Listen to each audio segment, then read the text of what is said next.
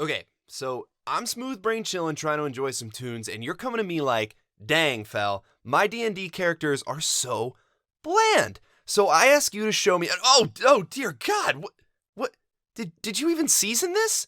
And you're like, of course I seasoned it. Check this out. I just, okay, let me get my chef's hat on. That's better. Look, if your D&D meals are tasting bland, it's because they lack flavor. And let's be honest, if all you've ever done is read from a grocery store cookbook, you're never going to move beyond salt and pepper. Salt and pepper can only get you so far. You need a little paprika, baby. You need some spice.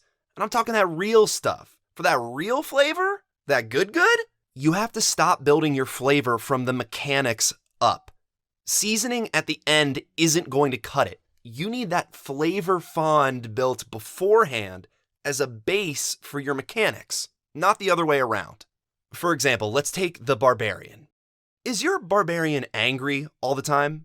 No. Well, what about in combat? Do they tend to get angry fairly frequently when the time comes to smash some goblins? I wonder why that is. It's because this cookbook mandates a heaping cup of rage in every dish.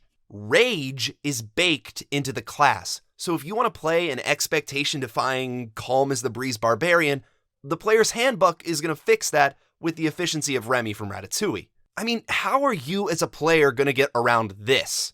If you take the word rage at face value, you're out of options. But there is a better path. And no, I'm not talking about Path of the Totem Warrior.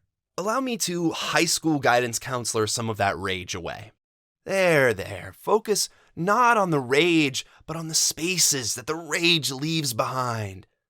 There, isn't that better? In keeping the mechanics, but getting rid of reference to the word rage, suddenly a world of flavorful opportunities is open to us.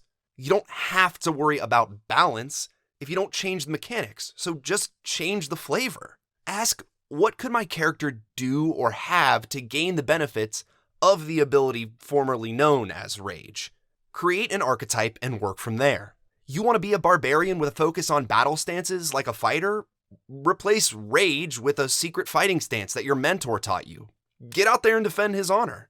Never tried a barbarian that feels more focused or mystical? Boom, your rage is the Sharingan. It's just the Sharingan. Go avenge the death of your clan.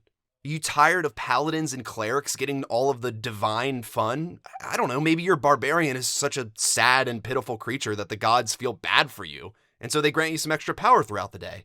Cast sad as a bonus action. Look, I know that some subclasses exist, ostensibly for this reason. So why not just pick Path of the Zealot if you want a divine feel? Why not pick Path of the Battle Rager to feel more like a fighter? Well, because at the end of the day, sometimes your mechanics and flavor needs don't line up.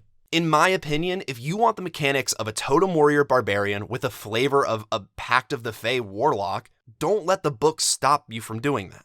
Play a bard that eats magic candy to get their spells. Play a wizard who gets their magical ability from using the blood of their enemies as tattoo ink. Okay, that last example was kind of insane.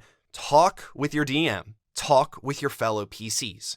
Ensure that you aren't stepping on anyone's toes narratively, and ensure that the character you're building makes sense in the world that you're in. This is not how everyone wants to play. Some people like the old recipe. I understand that. But flavor over mechanics? That's where I live, baby. Right here. This is my home. At the very least, promise that you'll give a little more weight to flavor.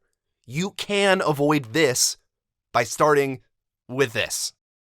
I'll see you next time.